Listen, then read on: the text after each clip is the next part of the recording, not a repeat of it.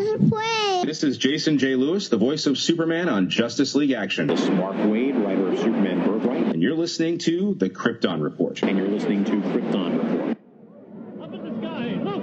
It's a bird. It's a plane! It's the Krypton Report! The All Things Kryptonian podcast, including Superman and Supergirl. We discuss games, movies, cartoons, TV shows, and comics. Find us on Facebook, Instagram, YouTube, and Twitter. Welcome to the Krypton Report, and happy fall, everybody.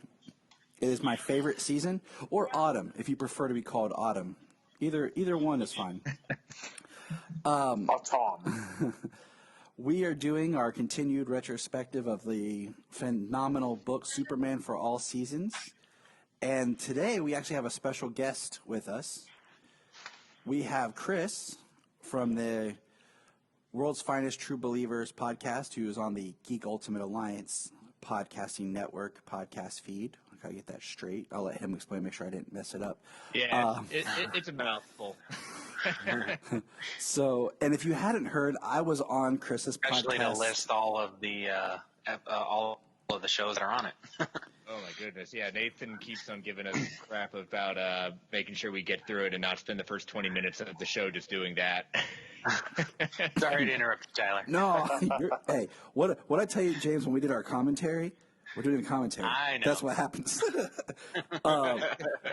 I was on Chris's show a while back, and we did Superman Birthright. And I kept telling him, like, man, I got to get you to come on, and we talk about something. And I thought, man, this would be kind of a cool time. And also, we're just going to kind of do a recap a little bit of where we've been at because, you know, we're doing just fall. So Chris wanted to catch up and reread all the way so that he was up to date. So we're just going to kind of do like a review catch up of Superman for All Seasons leading into fall. So Chris, why don't you tell us just a little bit about your podcast real quick and then about the book? Yeah, so I've got like you said, how many shows at this point? But yeah, the main one I do is World's Finest True Believers, which basically is a guest comes on and the guest selects either a comic book arc or graphic novel from any publisher, and we do kind of a deep dive into it, looking at the writers, artists, the background of how it was created, and then the guest gets to fanboy our girl out to everything they like about the book. So yeah, there's that. I've got a Marvel Alliance podcast with my friend Travis Snell, looking at everything in Marvel, and then Super Civil Servants on Fridays, looking at basically everything about the week in geekdom, and it seems to be every single week. Like I'm looking at tonight, and we're getting reshoots of Zack Snyder confirmed as Zack Snyder's Justice League. So it's a good time to be any kind of comics fan. And I do want to point out for our listeners, It's always a good time to be a comic fan. Yes. Yes, very, always. I do want to point out to listeners that Chris's most recent episode was a review of Red Sun, which I enjoyed thoroughly. Having, thank you. Recently we did the review of it. So, what is your kind of history and relationship with Superman for All Seasons? I'm trying to remember. I definitely did not come about this first run. I came about it in a collected edition. I had taken a break from comics until I was collecting with a kid, fell off of it for whatever reason, and then we all have when that I came, story. We all have that. Yeah, life things. As a kid, you got to pay bills, get married. But when I went to college, met some friends that were really hardcore into comics, and there was a local shop in Chapel Hill, and so started back into it. My first one I got back into it was Identity Crisis, and then nice. I think that's around that first year was when I found Superman for All Seasons. So really enjoyed. I'm a big Jeff Loeb, Tim Sale kind of combination. Just love his writing. I've got the deluxe edition in front of me. Probably my all-time favorite story that Jeff Loeb and Tim Sale did was Sam's story. Every time I read it, it's hard for me to not end that without crying a little bit. What's so interesting about your story, it kind of mirrors mine in the sense that, broke away from comics, kind of was starting to get back in, but in the sense of here and there kind of stuff, what I could find. And then it was my college roommate that had Long Halloween that gave it to me as we were prepping to see The Dark Knight.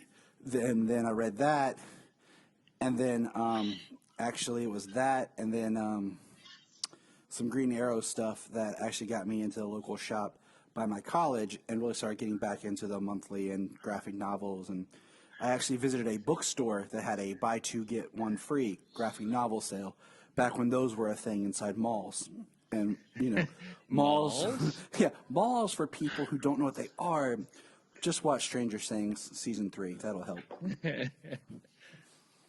Okay, so Bryan, as well as a big Jeff Loeb, Tim Sales fan, he really loves their. I am. And we were actually discussing the other day about Tim Sales' Superman compared to this book, and also the way he did it in what was later deemed Superman Kryptonite. It started out as Superman Confidential, and just how he has it's like the same Superman but leaner. He shrunk him down and made him smaller. So it's kind of neat seeing an artist doing a character in a different way. Because so many times we see an artist that's their version, especially Lee Brahimo is really big on, if he draws Batman, it's just the Lee Brahimo Batman. Yeah, it's the specific suit from Noel and Damned and Joker. So. He'll break me with all of his variant covers. Yes, because I have decided that if he's doing a variant cover, I'm just gonna buy it because they are too awesome. Solomon saw the Killer Croc one and was losing his mind, so of course that's the one I had to get. For Action 1000, they didn't have it when I first went and got it. I had to pick it up later. I gotta get I've got that cover. Detective, Joker, 80th anniversary. The new Detective 1027. It's got the old Batman and Robin in silhouette in the background, and then Vermejo, Batman and Nightwing in the foreground. Is that his first Nightwing? I can think that I'm aware of. Yes. But we're getting tangential. So, Chris, tell us. We all chase squirrels on our shows. Come on.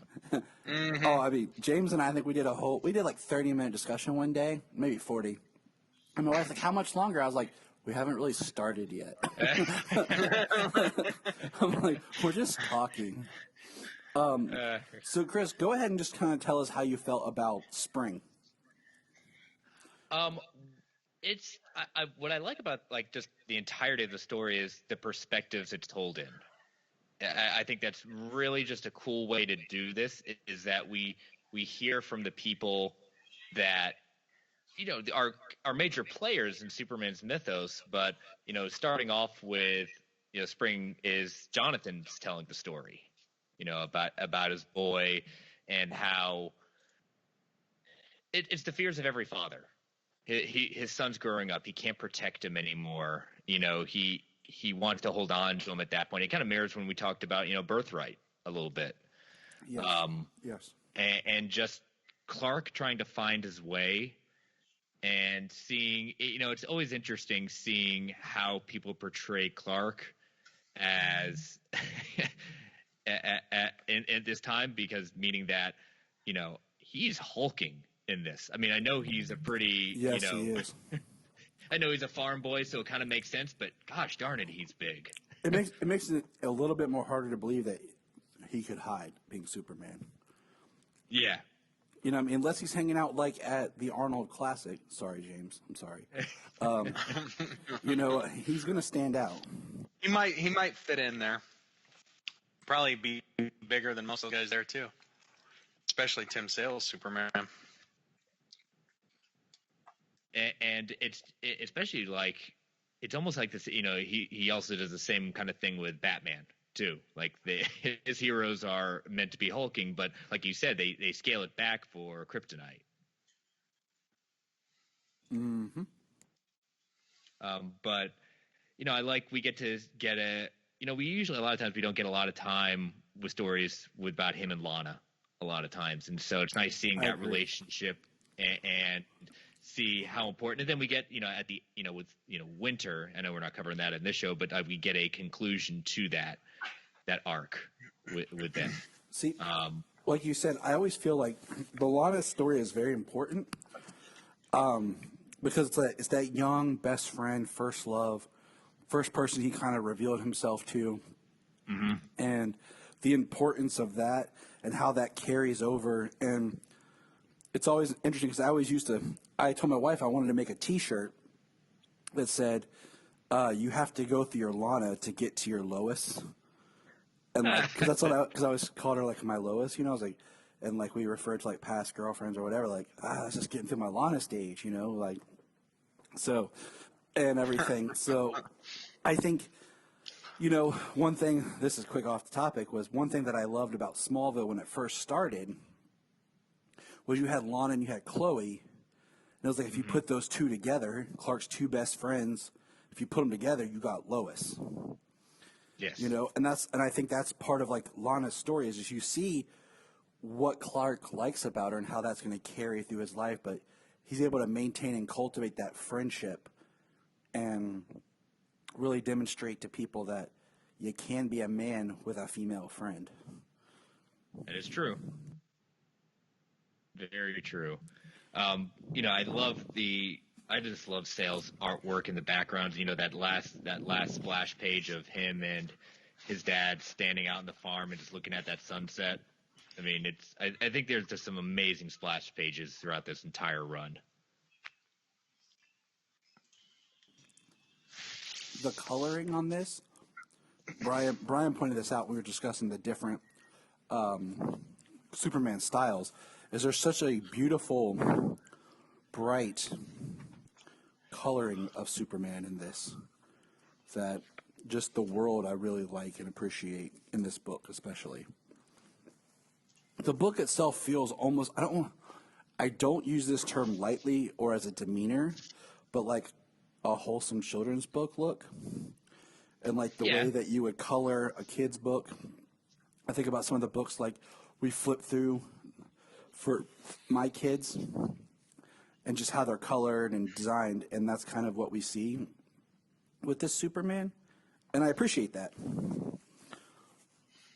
So what I've noticed about Tim as he draws and does artwork is that the colors that he focuses on always has to do with the character that he's working on.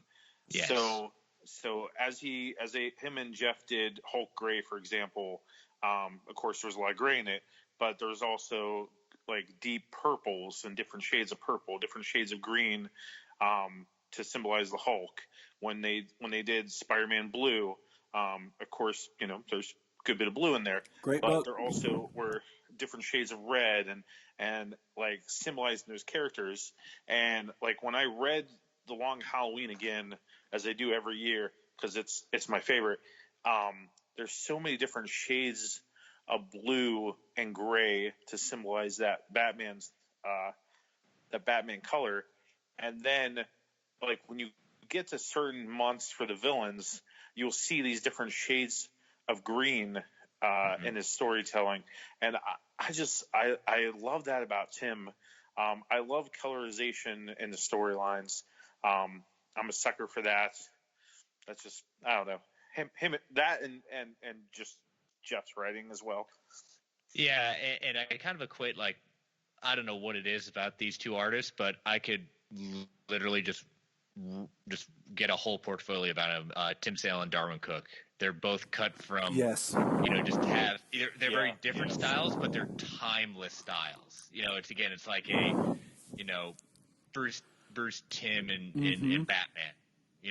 It's their look, their style of how they did this work is just and I just give me a whole book with all of them. I bought for Batman Day the sale. I'm not a huge digital comics person, but every now and then I'll buy something just because you can't find it or the price of it is just too high. Like Darwin Cook's Batman Ego Deluxe Edition and other stores, like $30-some to buy new. It was on sale for $5 digitally. Oh, have to. So I bought it digitally because I never read it, you know. And you were talking about his art, and I've just really appreciate more and more of Cook's art. And that's how I bought my Final Crisis and Crisis on Infinite Earths. It's on a sale. I mean, because those are just, they're too big to kind of just find in print. So let's move on to summer. How now the one thing I do want to point out is, like, reading it this time, like, I don't know if I caught it the first time I read it, but you know, it almost feels like for all seasons, like it's a year. Like, you know, it's 1 year in his life, but we definitely learned that from spring to summer, like, or in spring there was time gaps. So I was like, oh, okay. So I thought that was interesting. And it's almost appropriate, you know, of who our narrator is for summer, you know, where all the action happens, things like that. We get Lois as our narrator. Yes. So take us, Chris, into summer. Yeah. So we, you know, it, like you said, it seems to be a year, but definitely some time has passed. You know, Superman is basically, you know, Metropolis's hero at this point, and you know, we get a lot of different action beats of him saving the day, you know, and with the missile heading out, you know, throwing that away, getting a great shot about the Earth, and we get a lot of shots of Lex not being too happy, and I love the portrayal of Lex with the we're not going full bald, we're going a mix. The receding hairline is very nice. It's interesting when they do the Lex stories where the balding is like a natural thing. I also think it's kind of neat because this man has all this power and is smart as can be, but yet can't figure out how to stop male pattern baldness. all the RNG in the world cannot help him. And Lex Luthor can't cure male pattern baldness. There's no hope for anybody. Oh no, nope. Bring on that receding. That hairline is coming. Goodbye, hair. I love the whole thing with, you know, Superman bringing down the submarine and just tearing it right open at that point in front of everyone, like basically a tin can. I'd suggest you all surrender. Oh yeah, I love. Go ahead. Oh, go ahead. No, I was saying, I love when Superman shows dominance, but in the way of like a last resort, almost like a parent. Like, I'm bringing this back around because I've been dealing with my kids all day. Where you're like, okay, you need to pick up or you need to do this, and then eventually you're like, look, I'm the parent. This is what has to be done. It's just like him asserting himself to say, you stop. Like, you're not going to beat me. I think if I have to stop you, you're not going to be happy about it. Yeah. It's like the Incredible Hulk. You won't like me when I get very upset. I think my favorite part, the one I chuckled at the most, was Lex saying, I'll, you know, when Lois is at gunpoint, and Lex goes, I'll handle this, Lois. I can negotiate anyone, even tear. And then there you see the zoop, and Superman's got the gun, and he says, Luthor, the situation is under control, as he crushes the gun, and then Lois kicks the terrorist's butt. Anytime, like, I love that because it's not Superman trying to underhand Luthor. It's just, it happens. Like, it's like, hey, I saved you. I got the cast. And, you know, they're like, no. Like, Luthor's mad because you took something away from him. So, I always like that when it's like, and Lex is just so much about himself that he can't take it if anyone does anything that's outside of his little I'm in control box. What did you all think of, you know, we come to the part of the book where, you know, Lois makes mention of this quote unquote fortune of solitude, and we see kind of Clark having real difficulties trying to understand his place. I think one thing about this, with that same thing about him having the difficulty of his place, and we'll get into this with actual in Fall, is he still doesn't know his origin. Yeah. Because Luthor, in the Fall part, he says, or alien, and Clark's taken aback. He still doesn't understand who or what he is. Mm-hmm. And I think that goes back to what you just asked, was about the idea of him finding his place. He doesn't know how to find his place. He's trying to figure it out. He doesn't know who he is, but he has that sense of he has to do something. He has to help and be a part of something. Like he goes back to Smallville. He goes back to be with his family, but as he goes visiting his friend, visits Pete, the old shop, tries to find Lana. Like, things are changing, but he doesn't feel comfortable even there. Right. He doesn't know. It's part of that. So now we're in summer. We've left. We've sprung from the nest, and now we can't go back home. It's not the same. Like, we've made that step. We've grown up, and nothing's the same anymore. And he's trying to realize that, like, they're still home, but it's no longer his home like it was. So it's a good way of looking at it. I feel like there's the book on the surface, you're like, oh, okay. But then when you really stop and think more about who's writing, why are they writing what they're writing, there's more depth to this story, and I feel like each time I read it, I get more out of it. Especially considering this is the first time I've read it in 5 years, just because I just had it. First time I read it was, I got it from the library when I was getting back into reading, and I was reading everything I could get my hands on. Thank God for the libraries. And then I bought it digitally, and I was going to read it because I was like, oh, man, we're going to do this for the podcast. And then we didn't get to start it at the time. And so this ended up being the first time I've read this since becoming a parent. And there's just a different layer that you unravel when you, especially when you looked at it through Jonathan's eyes, and then just looking at it, period, like at my life of the idea of, when we moved back here was because my son was being born, and coming back, it's still like, you can't go home. Like, it's not the place that I left. Everything's moved on. So. Right. Well, actually, I bought this within the last 2 years. I'd never read it before, and I actually didn't even read it when I bought it. So my first time, I'm reading this chapter by chapter, season by season. It's interesting. It's always fascinating to hear when people, how they, like you said, you bought it but didn't pick it up until a couple of years ago. And now you're just starting to read it, like you said, season by season. How is that for you? Just kind of taking that break and then reading it during the season. So it's the time of year, it kind of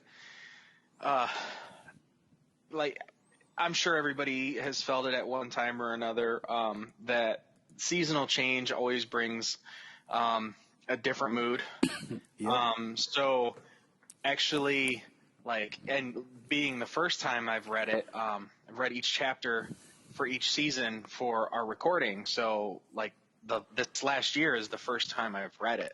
So I bought it a year and a half ago, almost 2 years ago, and it kind of just sat on my shelf for a while, and then I picked it up to read this. And, just with every season, it's like spring renewal and,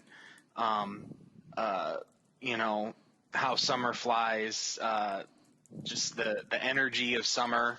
And then now here with fall, I mean, it actually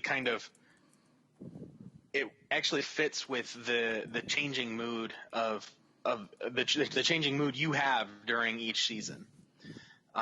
So it's an interesting read that it actually fits so well.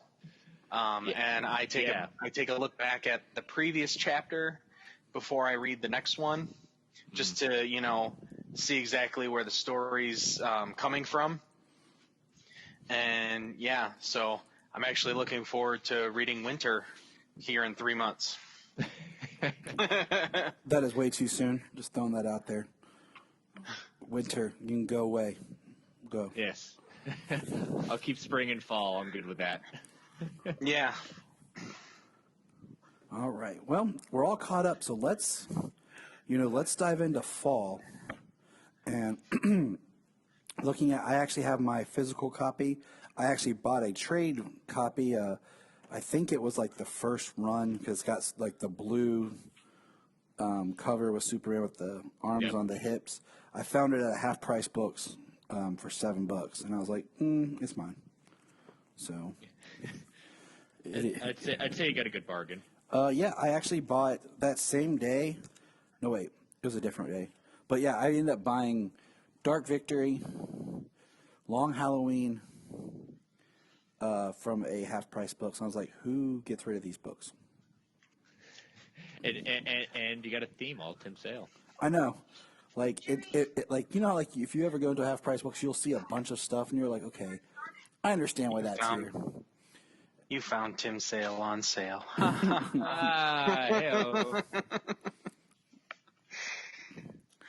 So clever. Good joke, old chap. That's a dad joke right there. All right.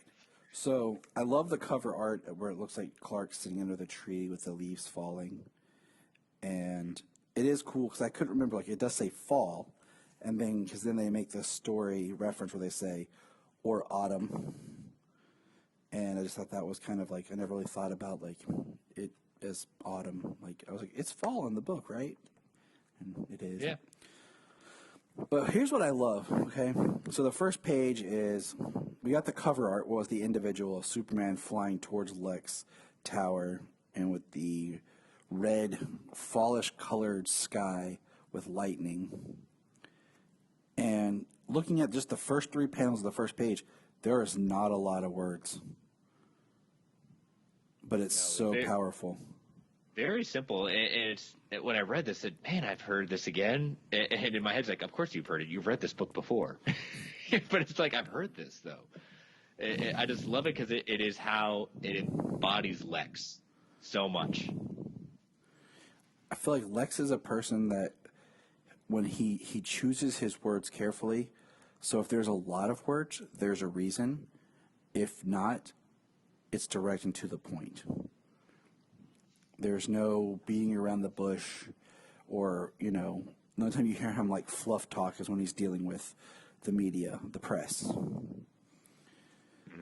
But on the next page, just that beautiful splash page, you have Metropolis Police, we're close on a billboard that says, Metropolis, home of Superman. And then we have that tiny one that says, read all about it in the Daily Planet. And the first time I read this, I kind of thought that I missed something. That was my first thing, was like, did I miss something? Like, just because I remember Clark, at the end of summer, stopping, like, the robots and saving the lady. And then I remember the last page is Lex with the lady who basically worships Superman. Like, like some people that we know. Right, guys? I have no idea what you mean. Right, Bryan? As I sit here in my temple to my Lord and Savior, as my mom has accused me of. I don't know, buddy. I think you'll have to discuss that with your mother.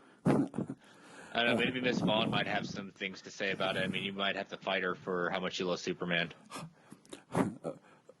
My mom, she's like, Tyler, do you worship Superman? I'm like, no, Mom. I just have a lot of stuff that, and I'm like, I have to put it somewhere.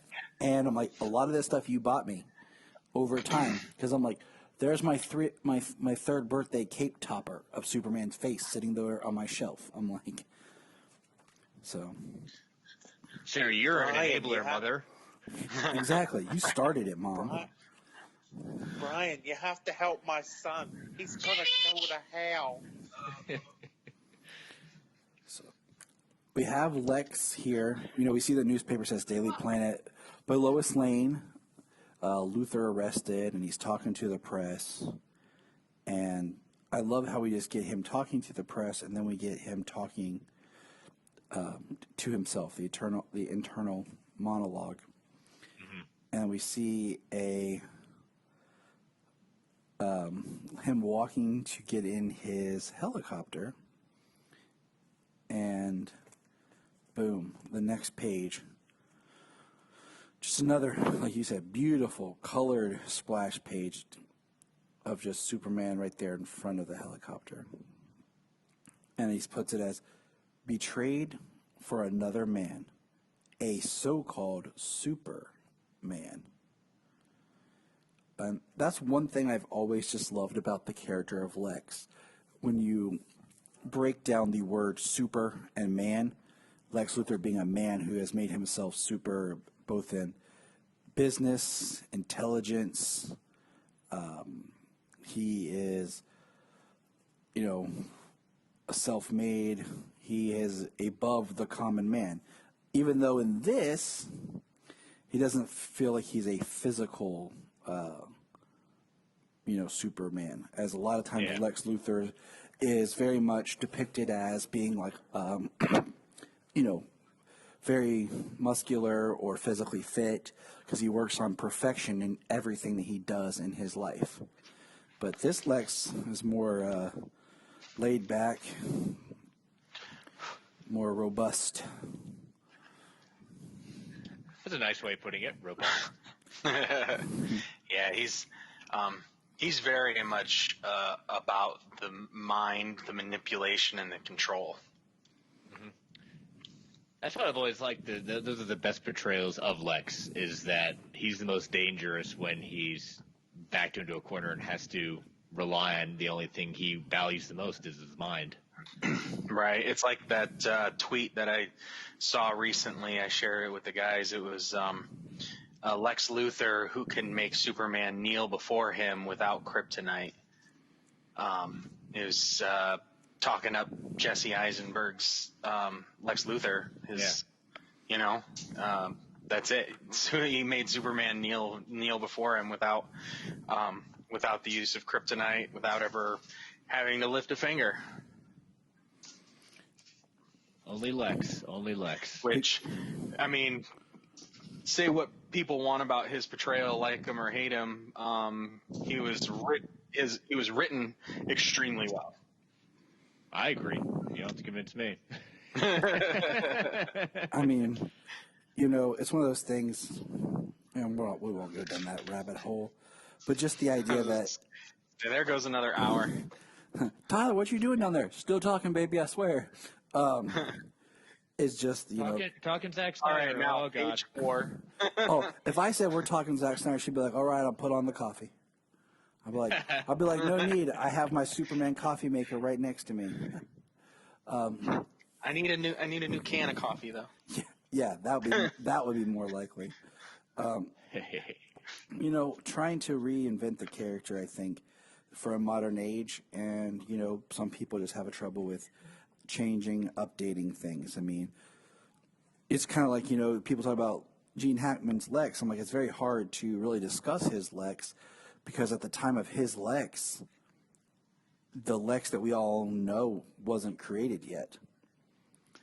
Technically the first live-action Lex that was kind of in that vein was on Superboy, and he was a very interesting character study in Season 1, and then what they did in Season 2 and beyond. So the first real live-action Lex that we got is probably the most underrated, which was John Shaya. Yeah, you're right. Lois and Clark, yeah. But he was definitely my first Lex, and I was actually surprised when I learned and realized that by the time he, after his reappearance in Season 2, that was it. He didn't return. I always thought he did. Yeah, it's one of those things. I thought he was in it more. It's just one of those things you don't think about because when my first watching of that series was very hit and miss because my mom wanted to watch Sequest DSV. Both came on Sunday nights. So it was kind of like, well, if mom's not home, I get to watch Lois and Clark. Sometimes I could convince mom to watch it. So, it kind of became a back and forth. And then when I got them on DVD, of course, I could watch it all straight. And that's when you kind of realize, oh, wow, he wasn't around as much as I thought he was. So back to our Lex in the story. This is actually one of my favorite parts of this story is the spread here of Lex being shaved and where she nicks him and he just says, there's nothing to be sorry about. You made a mistake. I forgive you. And there's no part later where we see him fire her or she's like murdered. You know what I'm saying? Like you would expect from like Lex or something in some other versions. Like it's very like you're nervous for her. You're kind of on edge, like, what's going to happen? And he just says, I forgive you. And she leaves. And it's like him saying out loud kind of some of the things that are in his mind, talking about how his city's betrayed him and how he and his own personal self is like above what's being done to him. He's like, Are we sure she's not the blonde that becomes Toxin? Well, I'm like 90% sure. I'm kind of looking through because she's the one from Summer that Superman rescued in the ending one where they when Lex goes into the apartment. Oh yeah, that's right. He did say that. Yeah. So. Yeah, that's right. I remember that. And then on the next page, I like just where he talks about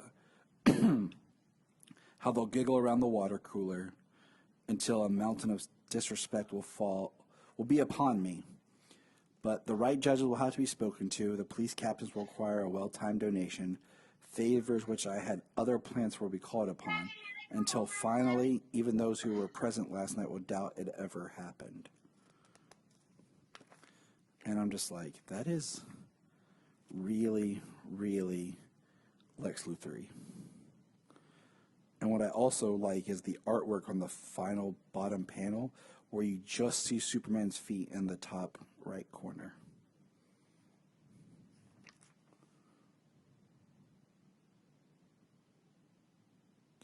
You guys there? No, we're here. Yeah. Okay. Man, I was like, I'm not that good of talking that you guys just were like in silence. Like, man, Tyler got this. I ain't that good. No, it was more like Stewart, where he put me to sleep. No, I'm not with you. Well, that sucks. Big Bang Theory. I'm just, I'd get a lot of sleep talking. I'd get a lot of sleep if that was the case, Tyler. Yeah. Be like, man, James sure likes talking with you. Yeah. He just calls me up and I talk and he falls asleep. Just let it happen. And then once again, It's only a coincidence that we talk very late at night. Yeah, you can always tell our podcast when we record either late at night or really early in the morning. I think we've had maybe 2 podcasts we've done it midday, early afternoon. Yeah, and you can kind of tell there's just a different vibe. But we get this splash page of Luthor on one side, and then Superman just standing there on the other. And it's really just, I just find it fascinating how much of this story is absent of Superman actually being present because it is Luthor narrating. So it's just, it's not a straight Luthor story as far as, because we do get to Clark in the Daily Planet, but there's no more narration. Yeah, it's you always love those moments where you get to have Lois and Clark banter with each other. It's just like, oh, you two are so meant for each other. Mm-hmm. And there's a whole thing about Lois, Clark's admiration for her, for what she does and how much she does is to him, she's super, And there's the whole thing about Clark loves being a writer because it's his words. It's him using something that he doesn't have to be physically part of, so it's not really connected to his powers as much as it's him, his brain, his ideas that makes that so strong.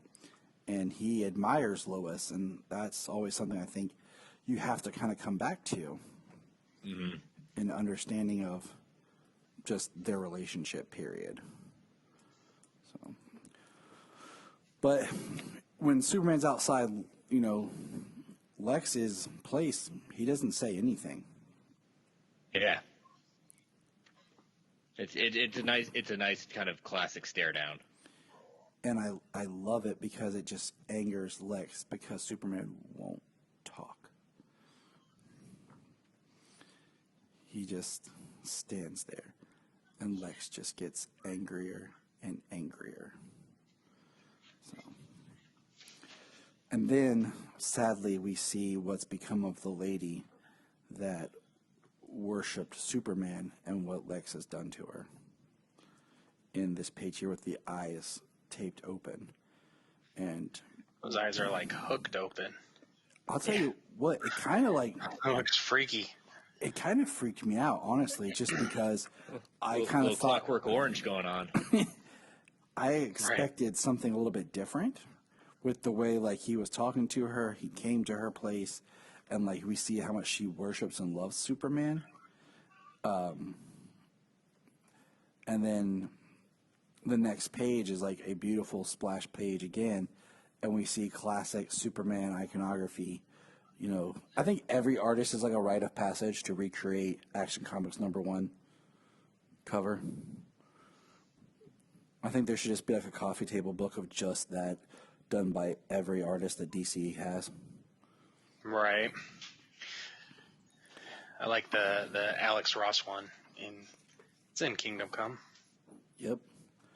As long with Detective 27. I think Bermejo needs to do it. Just throw that out there. Yeah. I mean, we've seen it by so many. Like, it's okay. Bermejo can do it.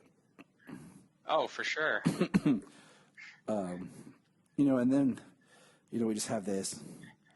And I'll have it in a poster on my wall somewhere. He needs a whole entire poster collection. I'm frustrated that the only poster I've ever found of his was of Joker. Like, I want a Noel poster. I want his Superman cover poster. I want his Secret Origins cover poster, which I love that art. I actually printed off a picture of the penciling. I have it just hanging on my wall because it's so beautiful. If you're not sure what I'm talking about, I will find it and throw it in the chat. But I do like how around these pictures you'll see the words like Superman, who, right here, Superman who can change the course of the mighty river and bend steel in his bare hands. All that kind of super propaganda stuff we heard. Reminds me of the Fleischer cartoons. Right. Did you know, Chris, that if you watch the Fleischer cartoons, that it's all kind of the same?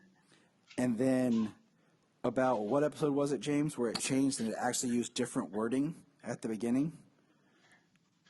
I think it was 11. Actually going to... Sounds right. It was 9 or 11. Yes. And that completely... Because James and I just did a review where we did all those... just did them all straight through. And all of a sudden it started we did like 1 or 2 episodes at a time of the Fleischer cartoons. Those were good shows. And it threw me for a loop when they were like, they started talking differently, and I was like, wait a minute. But it's been so long since I've seen them, but like I said, they were such good shows. And but now that you bring that up, it's just like, you know, you're right.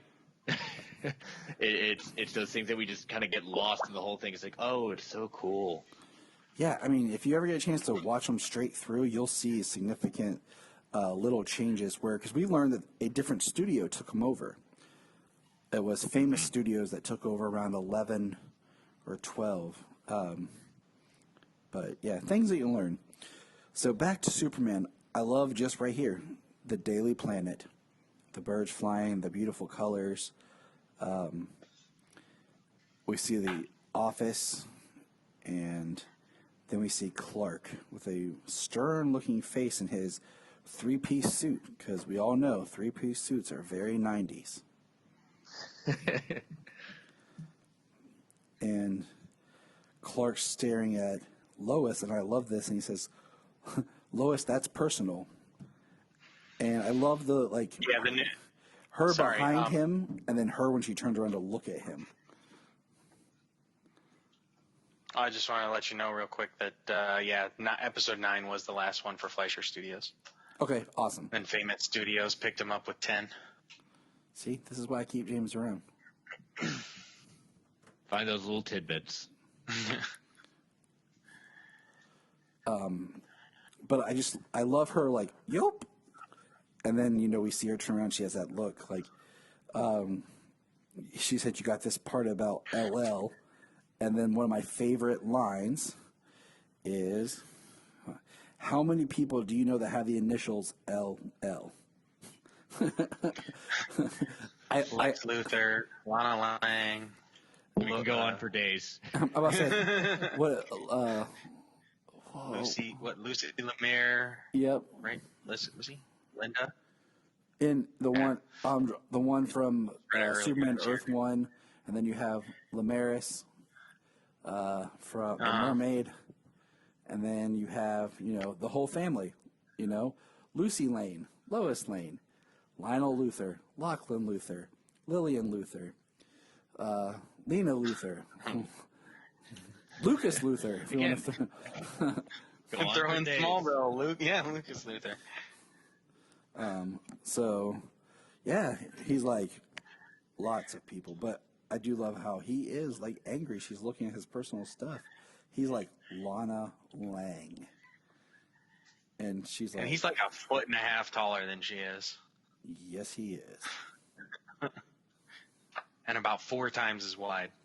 Yeah. They were big on the farm. And then I like how we're looking at a page of 3 and 3.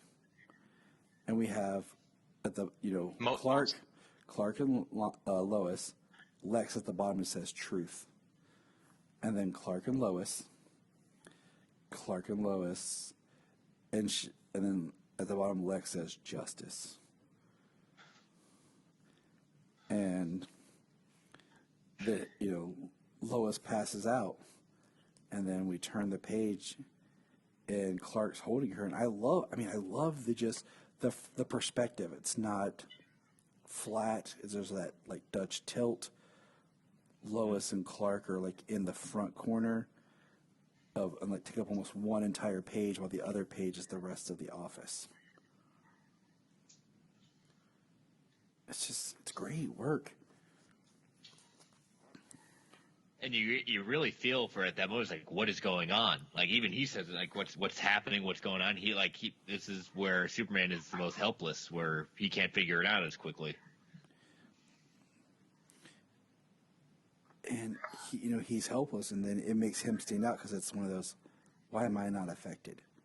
Is somebody doing this? Is something going on? Like, and then when we turn the page, we see Clark, lay down Lois, and I do love the fact that Clark's suit is brown, very earth tony, because it was always made me chuckle at the old comics how his suit was a blue suit with a red tie and a white shirt. You're just kind of like, oh, white shirt. I bet I can't see through that. Or, nice color scheme there, Clark. And then we have... Right, like all your suits are reminiscent of Superman's suit. You're not Superman. Who would be a crazy idea like that? And then we have this huge one-shot Luthor and the American Way, which is a very haunting picture. I just took the picture of the picture to show my wife. Just some of this awesome art. And we have just so much information and so little. Clark running and just around the Daily Planet. We're back to Luthor's mind, and we see him drop into the what do you call it? The elevator shaft. Because I always thought this was fun. The fact that he drops down the elevator shaft. He doesn't go up. Up and away? Yeah, he goes down. Because then the next page we see the elevator, he flies out the front door, and up. You know, he doesn't try to break property like, you know, Superman Returns, where he went up through the top. They'll fix it. They got insurance. Destroyed that elevator. They're like, how many times is this elevator going to break a year? Why is Clark's clothes around? The bottom of the elevator shaft is full of suits. Ripped around naked somewhere.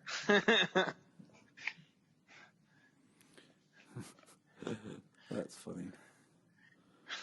But you love all the, you know, just him, you know, Superman flying around. I mean, just the way Sale draws him, you know, stopping the runaway train, and still, like, he, you know, the concern in his eyes, just like, I have no idea what's going on. I need to find answers, you know. So they end up at Star Labs, and, you know, not all we know is that this has probably been here for days, and it's just finally taken effect. I like what you said, like, looking at the art and looking at the eyes, it's very, like, Joe Shuster remnants. Like, we were, you know, I was talking about I saw this, like, collection show that showed, like, the first Superman action figure ever made, and, like, how the eyes and everything are, and my dad was like, yeah, that's, you know, how they always showed him. I'm like, well, that's Joe Shuster's art style. You know, if you look at all of his old Superman, like, his eyes always kind of had that strong brow squint, and I feel like, in a way, Sales here has kind of recreated that when he's Superman compared to if you go back and look at more of the going back, just the more wide-eyed Clark. You know, because if you look at the detail even back on page 128 where he says Lana Lang, his eyes are squinted, you can kind of see the eyes, but then you go back to him as Superman, they're more, like, harder to see. They're more just straight lines. I didn't know Superman could change his eyes, so we see latent power. I mean, it's one of those Silver Age powers that only creeps up now and again.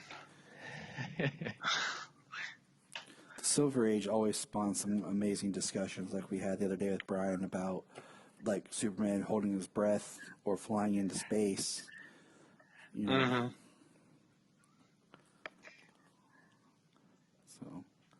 So, I like him stopping the train, like the just shot of him standing still and stopping this train. And I like the fact that you can see the glass shatter, but it doesn't look like the train conductor has moved.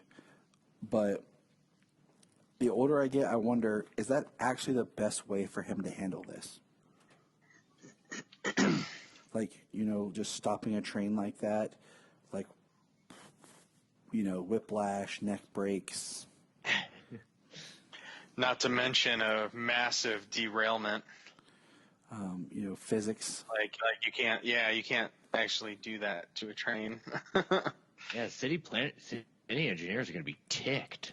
Yeah, like it's impressive to have the to have him stopping a train from the front. I mean, we've seen so many times of him stopping a train. It's on one of the action covers or it's inside the book. But I mean, it would make more sense for him to grab it from the back and slow it down from behind. Mm-hmm. Yes. I think that would look pretty cool too. It might be harder to draw. Maybe not as impressive as a train, like crumpling up like the plane from Superman Returns. That warping effect. Yes, that makes it makes very interesting physics when you start to think about some stuff like, would it be best for him to fly under the train and just kind of start to lift it up and then like carry it away so he has all the force? This stuff doesn't matter in comic books, though. I know. It's fine. You just blow past it.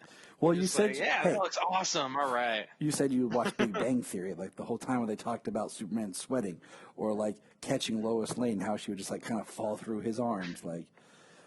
Right. And they had the whole discussion. Well, if he met her with the right force, matched her force. Yeah. Matched her rate of descent and slowed her down. So Sheldon was way wrong too. They were a lot farther than 3 feet off the ground. Yes. Just FYI. What I was going to say is, on page 140, is we do get Superman's eyes in the bottom, and I love it how sad and scared he looks. Anytime you can do a story where Superman is scared, it just hits me. Like, as the reader is like, if the great Superman is scared, like, what do we have? So I thought that was interesting. Moving on to Star Labs. And you want to know something, guys? I am horrible about acronyms and remembering what STAR stands for. Yeah, you got me. Sorry. Yeah, no, I don't remember it off the top of my head.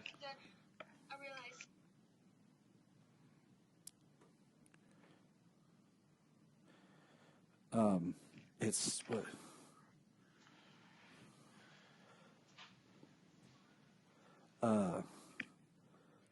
Strategic, advanced research, yeah. So yeah. Yeah. All right. I'm like, I feel dumb, but Scientific and Technological Advanced Research Laboratories. Star Labs. Okay. So, all right, let me catch up here. Sorry, the wife is getting with the kids because where they were misbehaving, they have to go to bed early, and Solomon does not like this idea. He's trying to bargain with my wife. The kid likes making deals, and I've never let him watch Lucifer, but I just feel like he would be like, "What's your desire, Daddy? What do you want?"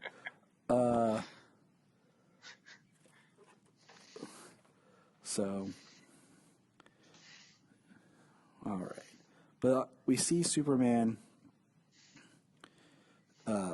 come to Star Labs and then it's talking to the scientist about how it was passed.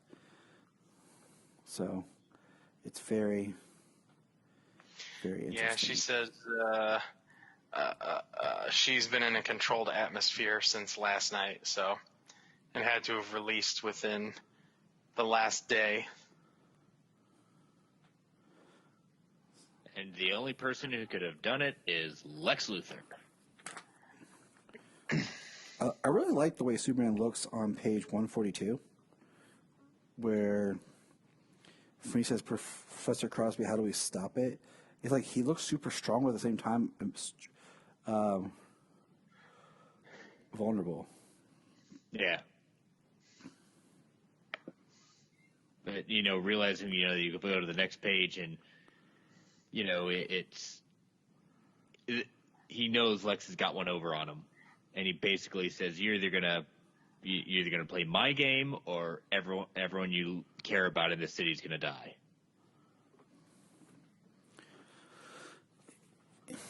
And he's like, "What do you mean?" And he's like, where is it? "Why weren't you affected?" And he says about the controlled floor. And he says a better question would be, "Why aren't you affected?" And this is where we get however your powers are manifested, scientifically, biologically, or perhaps even alien. And he says alien, and that's when we understand the fact that he doesn't know who he is, where he's from. And right, you wonder if that's crossed his mind. Yeah. I always thought, I always liked the idea of having a scene in like some sort of Superman where he's just sitting there reading mythology books, Like he has all these Greek and Roman and Egyptian, and he's reading all these cultures and these mythological books as like cues and ideas to what or who he is.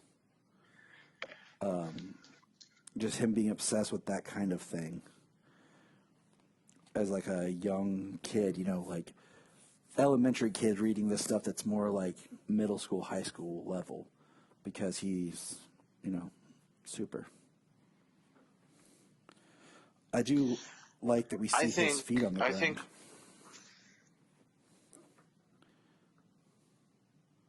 Go ahead.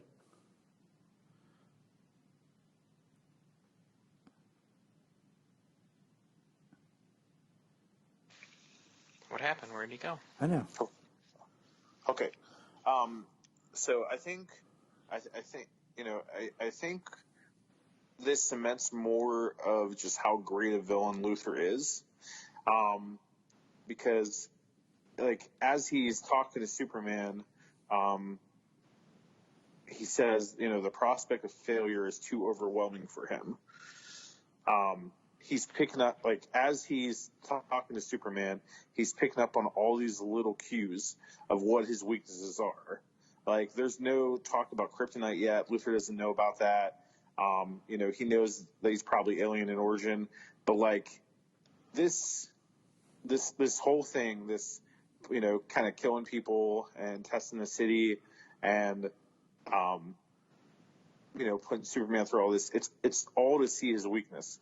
It's all to see how he can bring him down. And that's what makes Luthor just such an amazing villain.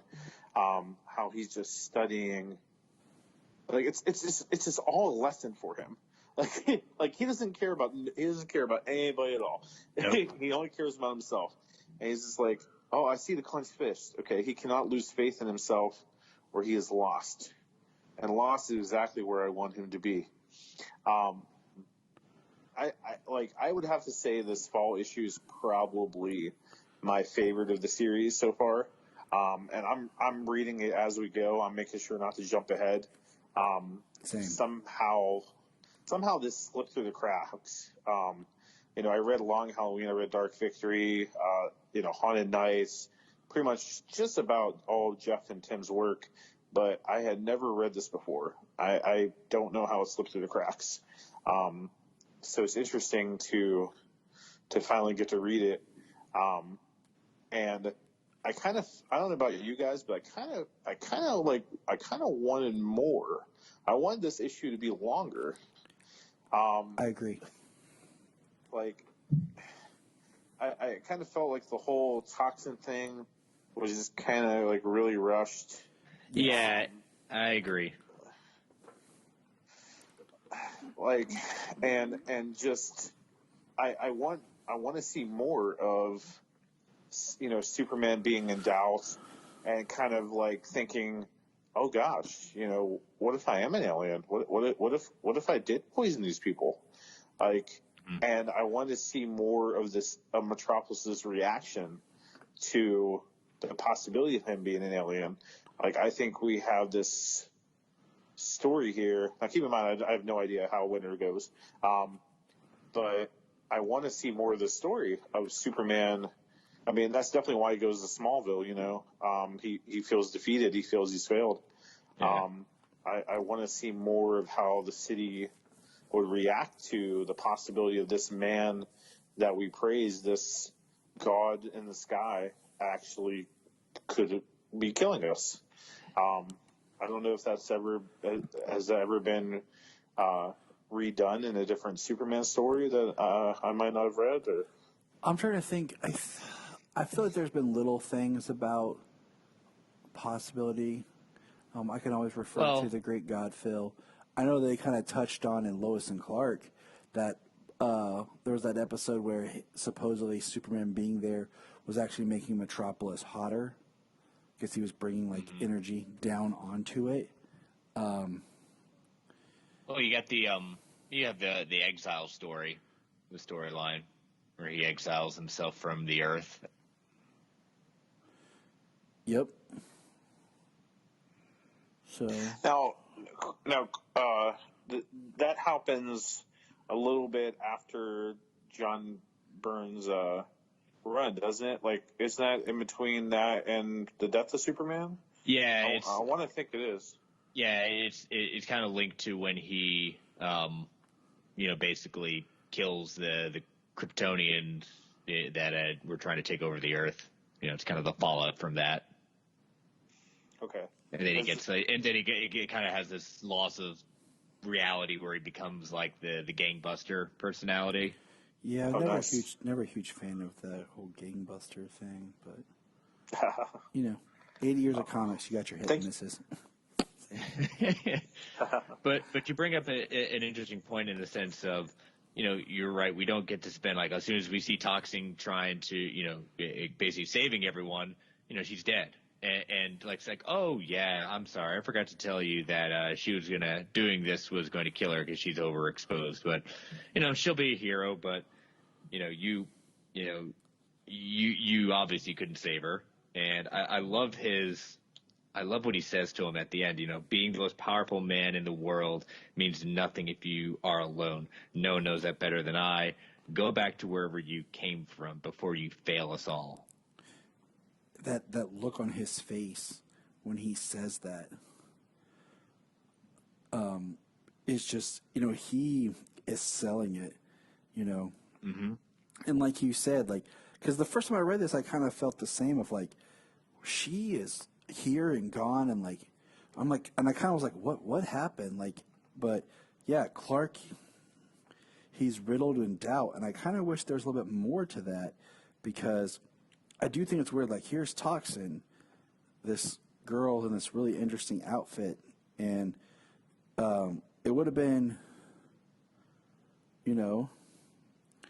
interesting if I don't know. I just feel like there could have been a little bit more depth. I'm not trying to hate on it, but like the fact that he saves her, right. And she has this shrine to him, and then Luthor does something to her, and now she's helping him, but he doesn't remember her or really acknowledge that he remembers her, and there's no connection or anything. It could have almost been anyone that he saved. Like, the fact that she built a shrine to him, or it could have almost just been anybody, period. Well, that's what drew Lex to her to make her into this. Yep. Because she completely worshipped Superman and not him. Yeah. And but I kind of feel like it's a waste. I kind of feel like it's a lot of work for nothing, because like it's now. Oh, it's not for nothing. She dies. I know, but that effect on Superman. But did Superman see the shrine, or did just Lex see the shrine? Just I can't Lex. remember. It doesn't matter. Yeah, it doesn't matter. It's a human life, and she died in his arms. Well, and it fits. That's gonna shake him to his core. And I agree with both. He knew that was going to happen. He knew exactly what it was going to do. He knows his weakness. One of his obvious weaknesses is that he cares and he can't let an innocent die. Lex doesn't care. This was all part of his plan to see how far he could push Superman, and he ends up quote unquote winning because he ends up back in Smallville. In fact, he doesn't even fly to Smallville. I mean, he probably does, but you see him walking up to the farm. You don't see him landing at all, and just completely disheveled, saying, "I think I need to stay here for a while." Yeah, he probably took the bus back and everything. Yeah, just sat there. Well, I'm just saying that it could have been, it could have been any human. Yeah, I mean, the idea. I agree with Bryan on this. And like, we get this. Yeah, you're right. Oh, it was all personal for Lex. It was all personal for Lex who he chose. It was just the effect that it had on Superman it got what he intended. You know what? I never really thought about it, James, until like what you're saying now is like he picked her not because of how Superman feels about her or towards her. He picked her more because of the way he feels about her. Because like you said, she worships Superman and not him. So that makes a lot more sense to me. That's precisely why he did it. Mm-hmm. Yes, totally agree. So, yes, we are intelligent people, but I do love the fact, like you said, he walks home. He walks to the farm. And I agree with, I feel like out of any chapter so far, this is the one that I would have liked more from, because this is like him being defeated in a way that he never knew possible. And he says, I think I need to stay in Smallville for a while, and just what that does to him, you know. And then, like you said, how does the world react? Like, what does the world think this was? And I haven't read this in so long that I don't remember what happens next in Winter, and I look forward to it. And I actually thought about that the other night, like, oh man, I want to read ahead, but then I was like, no, I don't, because I don't want to mix it up as we discuss, and I don't want to like have that on my brain. I want to build in the story to the conclusion. I want to talk about it with you guys without knowing the conclusion. So, but all right. And the idea of the fall, you know, we see Lex's fall, you know, too, you know, at the beginning of the story, but at the end we see, you know, Superman Clark's fall. There you go, full circle.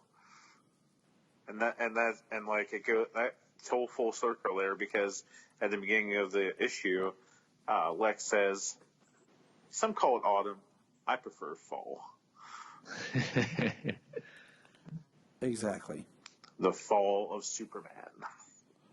And you know, I think spring and fall, both of those are my two favorite seasons, and they're connected in being like the reverse of each other. That's why sometimes I like to be nerdy and call fall reverse spring, you know, like reverse Flash. In the cycle. And, nerd. You know, the fact that, you know, the springing out of your life, the, you know, moving forward, jumping forward, and then the idea of the physical fall, of falling, being taken down, and which is what Clark experiences here. So yeah, this is the one chapter, like I said, that I think I would like more out of. But man, I love everything we're getting, and I love the discussions that we have of just taking it back, because there's things you guys have pointed out to me that I have not thought about. So, anyone else got any final thoughts? I know we all got stuff to do. We don't want to take up too much of everybody's time this fine fall evening. How convenient. Yeah.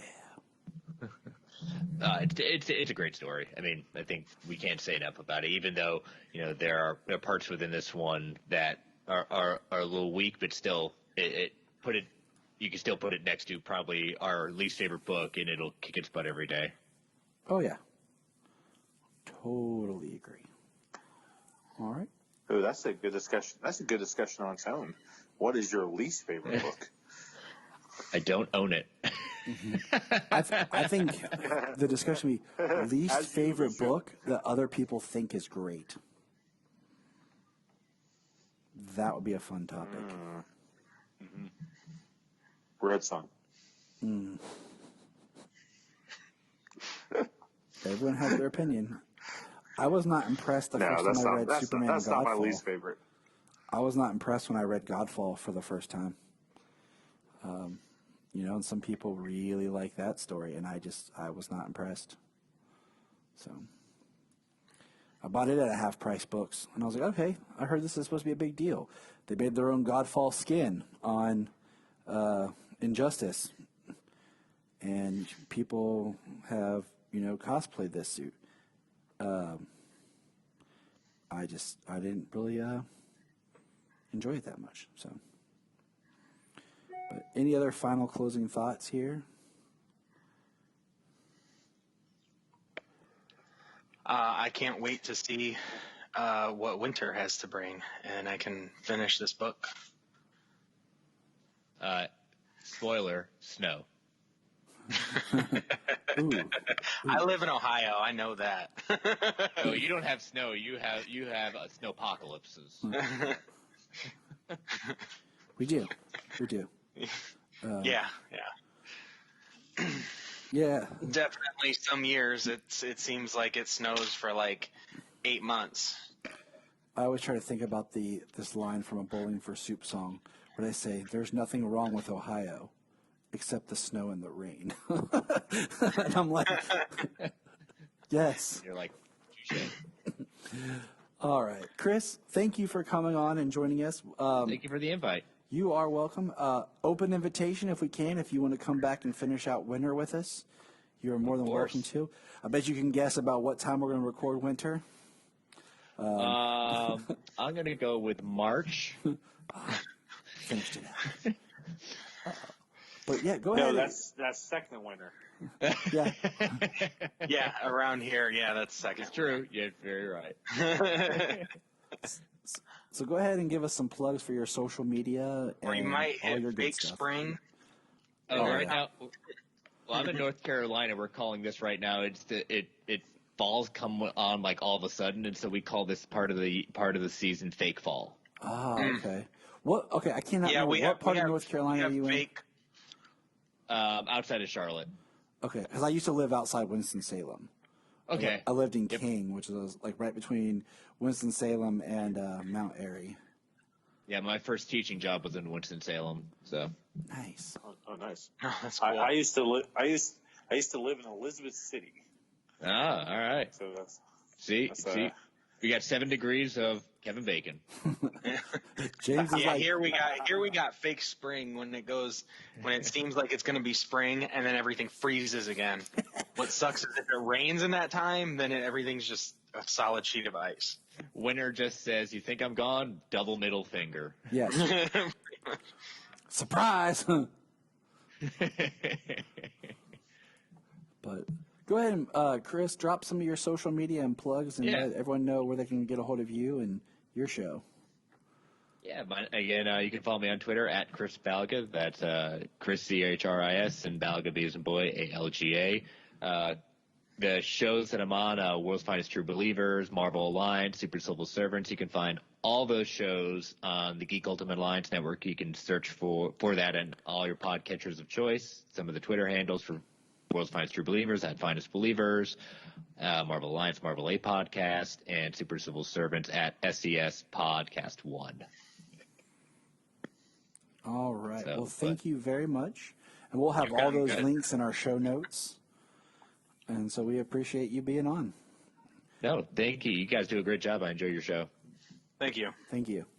Thank you, Chris. Thank you for joining us. Anytime. It's not going to take much for me to. Okay, you want to come on and talk Superman? Sure. Yeah, that's pretty much my life. Twist my arm. Take me. Oh no! Don't do this. Take me, please. Look up in the sky. Look up in the sky. Look in the sky.